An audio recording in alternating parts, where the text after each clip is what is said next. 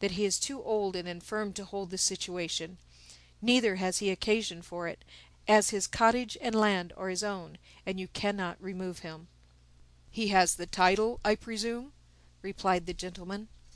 "He has the title given to his grandfather long before King Charles was born, and I presume the Parliament do not intend to invalidate the acts of former kings." "May I inquire what relation you are to Jacob Armitage?" "I believe I have said before, his grandson." "You live with him?" "I do." "And if the old man dies, will inherit his property?" Edward smiled, and looking at the young girl said, "Now I ask you, maiden, if your father does not presume upon his office?" The young girl laughed and said, "He is in authority." "Not over me, certainly, and not over my grandfather, for he has dismissed him." "Were you brought up at the cottage, young man?" "No, sir. I was brought up at Arnwood. I was playmate of the children of Colonel Beverley." "Educated with them?" "Yes, for as far as my willfulness would permit, the chaplain was always ready to give me instruction." "Where were you when Arnwood was burned down?" "I was at the cottage at the time," replied Edward, grinding his teeth and looking wildly. "Nay, nay, I can forgive any expression of feeling on your part, young man, when that dreadful and disgraceful deed is brought to your memory. It was a stain that can never be effaced, a deed most diabolical, and what we thought would call down the vengeance of heaven. If prayers could avert, or did avert it, they were not wanting on our side." Edward remained silent. This admission on the part of the Roundhead prevented an explosion on his part. He felt that all were not so bad as he had imagined. After a long pause he said, "When I came here, sir, it was to seek Oswald Partridge and obtain the hounds which he had promised us. But I presume that my journey is now useless." "Why so?"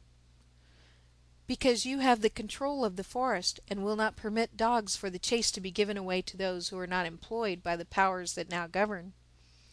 "You have judged correctly, in so far that my duty is to prevent it. But as the promise was made previous to the date of my commission, I presume," said he, smiling, "you think I have no right to interfere, as it would be an ex post facto case if I do. I shall not, therefore, interfere. Only I must point out to you that the laws are still the same relative to those who take the deer in the forest by stealth. You understand me?" "Yes, sir, I do. And if you will not be offended, I will give you a candid reply." "Speak, then." "I consider that the deer in this forest belong to King Charles, who is my lawful sovereign, and I own no authority but from him. I hold myself answerable to him alone for any deer I may kill, and I feel sure of his permission and full forgiveness for what I may do." "That may be your opinion, my good sir, but it will not be the opinion of the ruling powers. But, if caught, you will be punished, and that by me, in pursuance of the authority vested in me." "Well, sir, if so, so be it. You have dismissed the Armitages on account of their upholding the king, and you cannot, therefore, be surprised that they uphold him more than ever. Nor can you be surprised if a dismissed verderer becomes a poacher."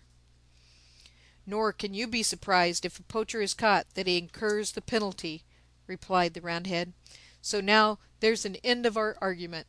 If you go into the kitchen, you will find wherewithal to refresh the outward man, and if you wish to remain till Oswald Partridge comes home, you are welcome." Edward, who felt indignant at being dismissed to the kitchen, nodded his head and smiled upon the little girl, and left the room. "Well," thought he, as he went along the passage, "I came here for 2 puppies, and I have found a Roundhead.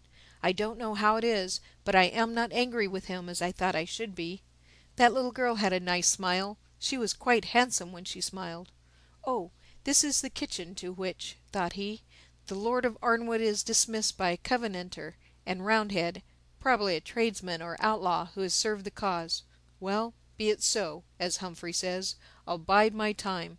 But there is no one here, so I'll try if there is a stable for White Billy, who is tired, I presume, of being at the gate." Edward returned by the way he came, went out of the front door and through the garden to where the pony was made fast, and led him away in search of a stable. He found one behind the house, and filling the rack with hay, returned to the house and seated himself at a porch, which was at the door which led to the back premises, for the keeper's house was large and commodious. Edward was in deep thought when he was roused by the little girl, the daughter of the newly appointed intendant of the forest, who said, "I am afraid, young sir, you have had but sorry welcome in the kitchen, as there was no one to receive you. I was not aware that Phoebe had gone out. If you will come with me, I may perhaps find you refreshment." "Thanks, maiden, you are kind and considerate to an avowed poacher," replied Edward. "Oh, but you will not poach, I'm sure, and if you do, I'll beg you off if I can," replied the girl, laughing. Edward followed her into the kitchen, and she soon produced a cold fowl and a venison pasty, which she placed on the table.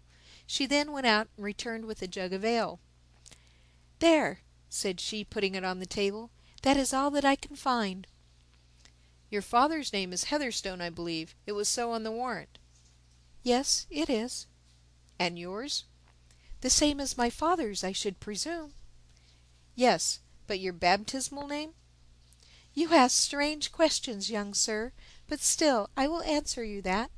My baptismal name is Patience." "I thank you for your condescension," replied Edward. "You live here?" "For the present, good sir, and now I leave you." "That's a nice little girl," thought Edward, "although she is the daughter of a Roundhead, and she calls me sir. I cannot, therefore, look like Jacob's grandson, and must be careful." Edward then set to with a good appetite at the viands which had been placed before him, and had just finished a hearty meal when Patience Heatherstone again came in and said, "Oswald Partridge is now coming home." "I thank you, maiden," replied Edward. "May I ask a question of you? Where is the king now?" "I have heard that he resides at Hurst Castle," replied the girl. "But," added she in a low tone, "all attempts to see him would be useless, and only hurt him and those who made the attempt." Having said this, she left the room. End of Chapter 8.